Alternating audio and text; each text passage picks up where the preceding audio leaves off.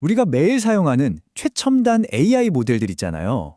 그 모델들을 훈련시키는 과정, 그 가장 깊은 곳에는요, 몇 년 동안이나 연구자들을 정말 골치 아프게 했던 하나의 거대한 역설이 숨어 있었습니다. 그런데 마침내 이 완전 혼돈처럼 보이는 현상 뒤에 숨겨진 놀라운 질서를 설명하는 새로운 이론이 등장했어요. 오늘 이 흥미로운 이야기를 한번 제대로 파헤쳐 보겠습니다. 자, 바로 이 그림이 우리가 풀어야 할 미스터리의 핵심입니다. 원래 이론대로라면요, AI를 훈련시키는 건 마치 산을 아주 조심스럽게 내려가는 것과 같아야 해요. 손실, 즉 에러라는 계곡의 맨 아래를 향해서 부드럽고 안정적으로 나아가야 한다는 거죠. 근데요, 실제로 GPT-4 같은 거대 모델을 훈련시키는 현장을 들여다보면 이건 완전히 다른 세상이 펼쳐집니다. 훈련이 터져버리기 직전에 그 아슬아슬한 경계선 위에서 파라미터 값들이 미친 듯이 춤을 추는 그런 혼돈 상태가 나타나는 거예요. 이걸 안정성의 경계, 엣지 오브 스테빌리티 현상이라고 부릅니다. 기존 최적화 이론의 상식은 아주 명확합니다. 우리가 정한 보폭, 즉 학습률에 비해서 땅의 경사가 너무 가파르면 당연히 미끄러져서 넘어져야죠. 한 걸음 내디뎠을 뿐인데 계곡 반대편으로 튕겨나가고 그 다음 걸음은 아예 하늘로 솟구쳐서 결국 파라미터 값이 무한대로 폭주하는 발산이 일어나야만 하는 거예요. 원래대로라면 말이죠. 근데 이상하게도 실제로는 그런 일이 벌어지지 않아요. 이 현상을 이해하기 위한 열쇠가 바로 샤프니스라는 개념입니다. 좀 기술적으로 말하면 손실함수의 2차 미분인 헤시안 행렬의 가장 큰 고유값인데요. 쉽게 말해서요. 그냥 지금 서 있는 곳이 얼마나 뾰족하고 가파른지를 나타내는 숫자라고 생각하시면 돼요. 샤프니스가 높을수록 지형은 험준하고 훈련은 당연히 불안정해지겠죠. 바로 이 샤프니스 값이 학습률이 감당할 수 있는 한계를 넘어버리는 순간 이론상으로는 모든 게 터져버려야 하는 겁니다. 자, 그럼 이제 이 분야 최대의 질문을 던져보겠습니다. 도대체 최첨단 AI 모델의 옵티마이저들은 왜 이론적인 한계치를 비웃기라도 하듯 그 위험천만한 고샤프니스 영역으로 계속해서 들어가는 걸까요? 아니, 그리고 더 중요한 건 어떻게 그 위험한 동네에서 폭주하기는커녕 오히려 더 빠르고 효율적으로 학습을 해내는 걸까요? 이게 바로 딥러닝의 심장부에서 벌어지고 있던 정말 기묘한 미스테리였습니다. 이 거대한 수수께끼를 푸는 첫 번째 실마리는요, 아주 의외의 곳에 있었습니다. 우리가 문제라고만 생각했던 바로 그 혼돈, 즉 진동 그 자체에 숨어 있었거든요. 자, 지금부터 그 비밀을 한번 해부해보죠. 정말 놀라운 반전 아닌가요? 불안정성의 상징처럼 보였던 이 격렬한 파라미터의 요동이 사실은 시스템이 스스로를 안정시키는 아주 똑똑한 자가 교정 메커니즘이었다는 게 밝혀진 겁니다. 우리가 버그라고 생각했던 게 사실은 더 높은 차원의 안정성을 만들어내는 핵심 기능이었던 거죠. 이 슬라이드가 바로 그 자가 교정 메커니즘, 이른바 안정성 경계 사이클을 아주 명확하게 보여줍니다. 자, 첫째, 옵티마이저가 더 낮은 에러를 찾아서 움직이다 보면 샤프니스가 안정성의 한계선을 넘어버립니다. 둘째, 바로 그 순간 가장 뾰족하고 위험한 방향으로 파라미터 값들이 격렬하게 흔들리기 시작해요.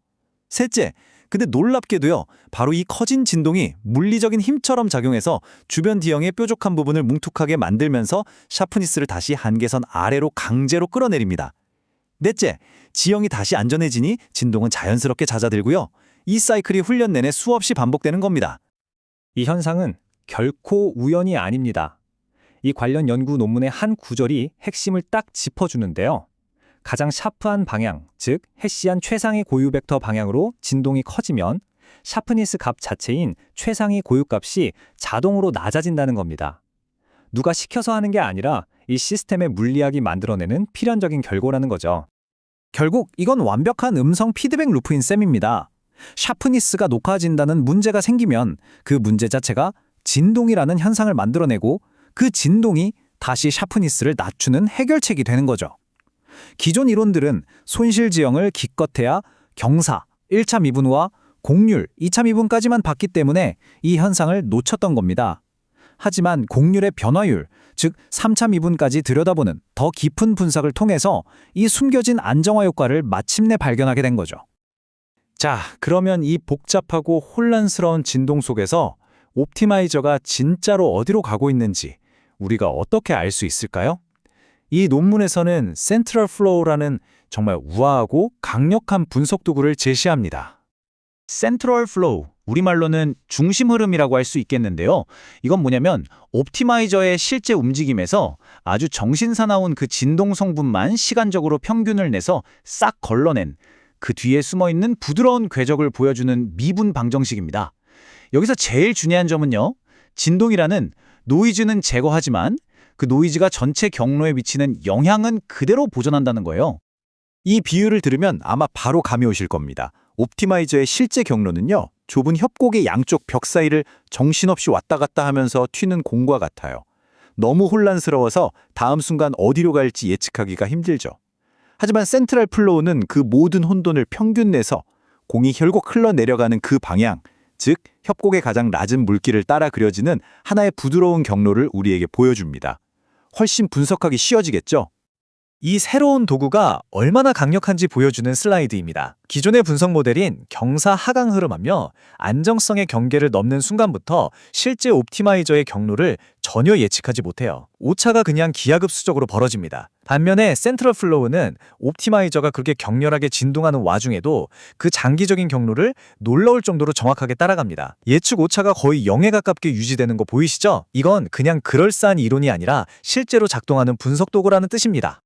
자, 이제 우리 손에 센트럴 플로우라는 엄청난 현미경이 쥐어졌습니다. 이걸로 우리가 맨날 쓰는 에뎀이나 RMS 프롭 같은 적응형 옵티마이저들이 그동안 꼭꼭 숨겨왔던 놀라운 작동 방식을 한번 들여다보겠습니다. 우리는 흔히 옵티마이저가 그냥 가장 가파른 내리막길, 즉 경사도만 보고 뚜벅뚜벅 걸어가는 단순한 등산객이라고 생각하잖아요. 근데 센트럴 플로우 분석을 해보니 그게 아니었던 겁니다. 걔네들은 그냥 발밑만 보는 게 아니라 그 진동을 통해서 주변 지형 전체의 정보를 파악하면서 훨씬 더 정교하고 복잡한 계산을 암묵적으로 수행하고 있었던 거예요.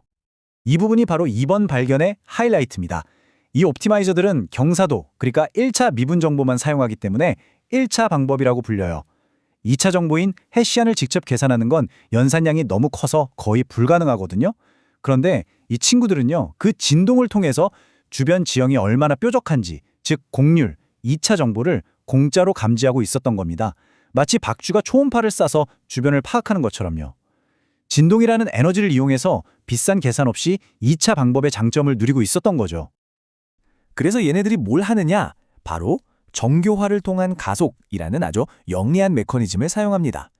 옵티마이저는 진동을 통해서 샤프니스가 높은 뾰족한 협곡을 본능적으로 피해요. 말하자면 샤프니스에 암묵적으로 벌점을 매겨서 위험 지역을 회피하는 거죠. 그 결과 당장 내려가는 길이 조금 덜 가파르더라도 훨씬 넓고 평평한 평원으로 경로를 잡게 됩니다. 왜냐고요? 바로 그 평평한 지역에서는 훨씬 더 큰 보폭, 즉 더 높은 학습률로 안전하고 빠르게 전진할 수 있으니까요. 단기적인 이득보다는 장기적인 안정성과 속도를 택하는 정말 똑똑한 전략인 셈이죠. 자, 그럼 적응형 옵티마이저들의 숨겨진 능력 한번 정리해볼까요? 첫째, 현재 위치에서 터지지 않을 가장 큰 보폭을 스스로 찾아냅니다. 둘째, 뾰족하고 위험한 지형은 본능적으로 피하고요. 셋째, 단순한 진동을 주변 지형을 읽는 정교한 센서로 활용합니다. 마지막으로 이 모든 걸 종합해서 더 빠르고 안전한 길, 즉 평평한 지역으로 스스로를 이끌어서 훈련을 가속화합니다. 정말 생각보다 훨씬 더 똑똑한 시스템이었죠. 지금까지 살펴본 내용들은요, 그냥 학문적인 호기심에서 끝나는 게 아닙니다. AI 기술의 미래에 실질적으로 정말 중요한 의미를 가져요. 왜 그런지 한번 살펴보겠습니다. 그동안 딥러닝 훈련은 수많은 하이퍼 파라미터를 조정하는 경험과 직관에 의존하는 예술의 영역에 가까웠습니다. 왜 특정 옵티마이저랑 학습률이 잘 작동하는지 명확하게 설명하기가 어려웠거든요. 하지만 센트럴 플로우 같은 프레임워크는 그 외에 대한 과학적인 설명을 제공합니다. AI 개발을 더 이상 감에 의존하는 예술이 아니라 원리를 기반으로 예측하고 설계하는 차계적인 과학으로 바꾸는 결정적인 전환점인 셈이죠. 오늘 설명의 핵심적인 교훈, 딱 3가지만 기억하시면 됩니다. 첫째, 아무리 복잡하고 혼란스러워 보이는 현상도 단순하게 시간 평균을 내는 것만으로 그 뒤에 숨은 본질적인 질서를 발견할 수 있다는 것. 둘째, 딥러닝의 비밀을 풀기 위해서는 기존의 2차 분석을 넘어서 곡률의 변화까지 보는 3차 분석이 필수적이라는 점. 그리고 마지막으로 가장 놀라운 사실이죠. 경사도만 쓰는 단순한 1차 옵티마이저가 진동을 통해서 마치 비싼 해시한 정보까지 활용하는 강력한 2차 옵티마이저처럼 행동한다는 겁니다. 결국 이 모든 깊은 이해는 더 나은 AI를 만드는 걸로 이어집니다.